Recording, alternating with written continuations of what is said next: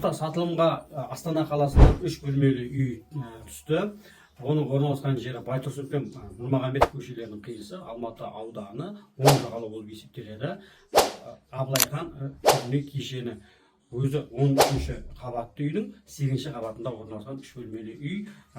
Ремонтымен, толық жасалған ремонтымен кейбір жиһаздар қалады. Бұл жерде бүкіл бөлмелердің барлығы ремонт жасалынған, кухнясы бөлек, залы да үлкен, бір детский, бір спальный бар, енді балконы бар, және ауласында қазіргі таңда ремонт жасалып жатыр. Ремонт жасалған кезде ол жерге жаңадан площадка жасап, кең қылып үш топ жасап жатыр. Ауласы да кең, жан-жақтан шлагбаум жасалған, яғни сырттан басқа машиналар кірмейді.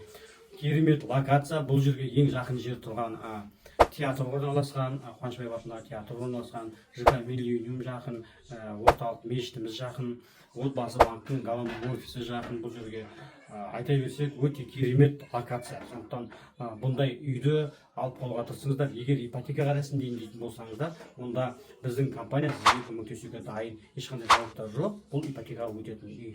Сондықтан осындай керемет шаңырақ сізге де берсін. Әр қазан үйлі болыңыз, амандық пен жаста келсек, берекелі ереке, ерекең барда берекең бар.